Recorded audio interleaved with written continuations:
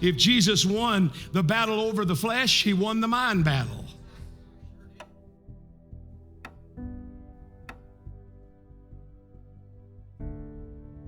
And everything that Jesus went through, all the suffering, not just the cross, not just the whipping with the cat o' nine tails, not just the vinegar and gall, not just the crown of thorns on his head or the sword or spear in his side, not just that, but every difficulty that he experienced in his earthly life, everything he suffered in the flesh because of the flesh, because he lived in the environment of the earth. Everything he went through, all of that was for a reason.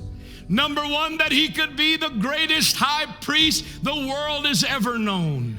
And number two, so that he could overcome first. It was necessary that he overcome every temptation and every lust and every testing. It was necessary that he overcome first so that he could get to a place where he was no longer vulnerable to the lust of the flesh. He was no longer vulnerable to the pulls of the earth, but he could now be totally, completely surrendered to the will of his Father. This did not happen post-cross. This happened pre-cross. This didn't just happen in the Garden of Gethsemane, which was before the cross, but this happened every time he was tempted. Every time he was pressured with lusts, with thoughts, with lies. You see, if Jesus is going to suffer in all manner as we are, and he's going to fight that lust battle and that thought battle, then I want you to think about the fact that in him, in his mind, as he lived here on earth, he was fighting a battle. And he overcame not just for himself, he overcame for every one of us. So that you and I could overcome every bit of lust and every bit of pull of the flesh and every unhealthy negative thought that the enemy would bring to our mind, so that we could overcome every bit of that and be totally surrendered and submitted to the will of our Father. It was all for a purpose. If Jesus won the battle over the flesh, he won the mind battle. If he went all the way, he won the mind battle. If he made it through Gethsemane, he won the mind battle.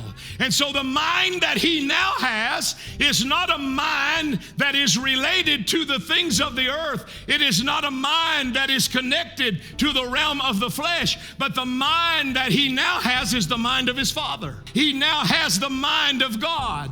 So when he resurrected from the dead, he didn't resurrect with the mind of a man. He resurrected with the mind of God.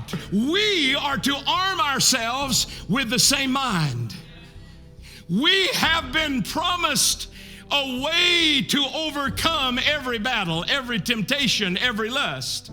With every temptation, he has promised to make a way of escape. And the way of escape is a weapon. And the weapon is the Word. But the weapon is not just the Word. The weapon is also the mind of Christ. And so the apostle said here, arm yourselves likewise with the same mind. Whose mind? The mind that Christ had. Not a mind according to the flesh. He won the victory over that mind. But the mind of God, the one that gave him the ability to totally surrender to the will of God and not any longer to the lust of men by the flesh.